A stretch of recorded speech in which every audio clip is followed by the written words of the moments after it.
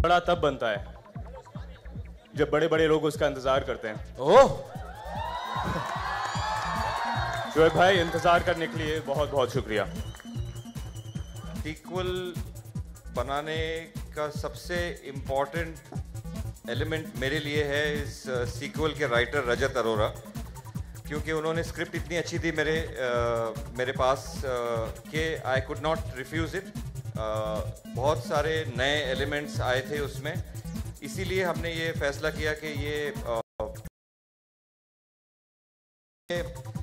पहली फिल्म एक power struggle के बारे में थी। ये फिल्म एक रोमांटिक ट्रायंगल है। इसमें अलग किस्म के कलर्स हैं, अलग किस्म की एक इसकी महक है, और रोमांस और म्यूज़िक पे ज़्यादा स्ट्रेस है, तो एक नया कुछ करने को मिला।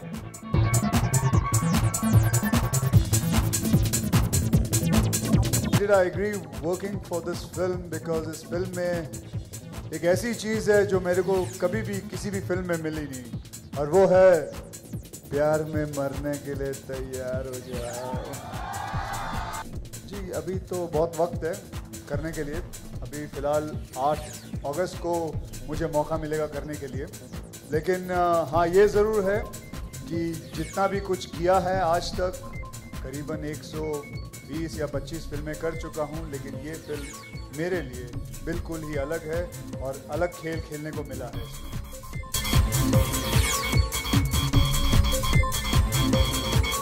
एज आई सेड, मैं सिर्फ स्क्रिप्ट पढ़ के ये देखता हूँ कि मैं खुद पिक्चर देखना चाहूँगा या नहीं। देखिए, you can not make really you can not have a career plan in your head कि I will do this film, then this will happen, then I will do that film, then that will happen. In our business, you never know what is going to happen. कौन सी film चलेगी, कौन सी नहीं चलेगी. So you can't make these kind of plans. You have to go with your gut instinct as a creative person. That is all you can do. I read a script. I read the script. I found it to be very, very entertaining. That's why I did it. Who was sharing? Who said I was sharing? You said I was not sharing my love. It's triangle, ना? मैंने कब कहा? मैंने तो अभी तक कुछ कहा ही नहीं है, madam. Did you pick it up from there? No. Well, let us know then. I don't share.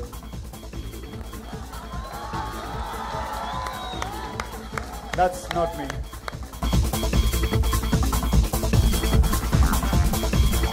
मेरे लिए बैक इन टाइम जाना आसान है, लेकिन बैक इन टाइम जाते हुए एक कंटेम्पररी, एक एस्पिरेशनल वाइब देना फिल्म को, उससे भी ज़्यादा ज़रूरी है, क्योंकि वरना मेरे लिए पिक्चर बोरिंग हो जाती है।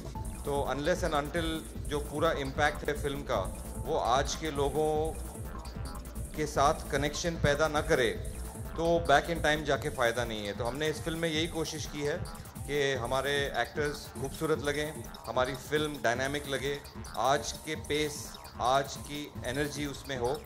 तो that's how we have approached it.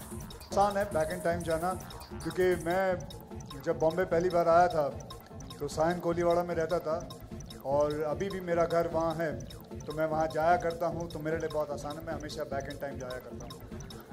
I'm feeling very lucky because I've got to romance 2 very handsome men in this film, and I truly am lucky. उतना मुश्किल नहीं था, because I have based my character on the heroes of that time. हमारी film जो है mid to late 1980s में set है। मुझे लगा कि उस ज़माने के जो बड़े बड़े स्टार्स थे, अनिल कपूर, जैकी श्रॉफ वगैरह, वो very young stars at that time, मैंने उनके कैरेक्टर्स पर मेरा कैरेक्टर बेस किया है। So for me, I watched those films and I decided upon the look and upon the characterization. It's fun, yeah. You get to copy some of the greatest heroes of all time. जाना actually मिलन sir ने बहुत आसान कर दिया था, क्योंकि ये इतने अच्छे से समझा बुझाकर बैक इन टाइम भेजा है इन्होंने मुझे कि आई लैपटॉप यास्मिन्स कैरेक्टर, तो सोती थी उठती थी तो यास्मिन बन के ही। So I really enjoyed it, क्योंकि स्टोरीज लाइक दीज जो आपको बैक इन टाइम ले जाती है, they make me do so much more as an actor, क्योंकि जो देखा नहीं होता है to portray that is even more difficult. So I thoroughly enjoyed it. Thank you sir. ये सिर्फ नाम नहीं है, ये कैरेक्टर है शोएब का, जो पिछली कहानी से आगे चलते हुए हम उसको 10-12 साल बाद मिलते हैं। तो ये एक अहम चीज़ है इस सीक्वल की कि पहली बार शायद वही कैरेक्टर को हमने आगे लेके हम गए हैं और उसके साथ नए कैरेक्टर जोड़े हैं। कोई बात नहीं, मेरे कोई जिम्मेदारी या मैं कोई इम्तिहान देने नहीं आया हूँ। मैं अपना किरदार निभाने आया हूँ।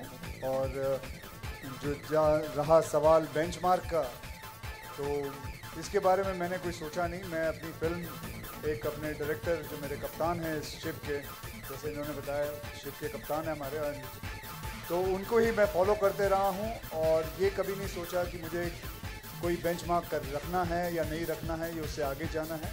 I just did my job and that's it. इसको मैं बहुत ही अच्छे तरीके से देखता हूँ, बहुत ही पॉजिटिव तरीके से देखता हूँ, क्योंकि एक बहुत ही बड़ा दिन है ईद, और 2 फिल्में आ रही हैं।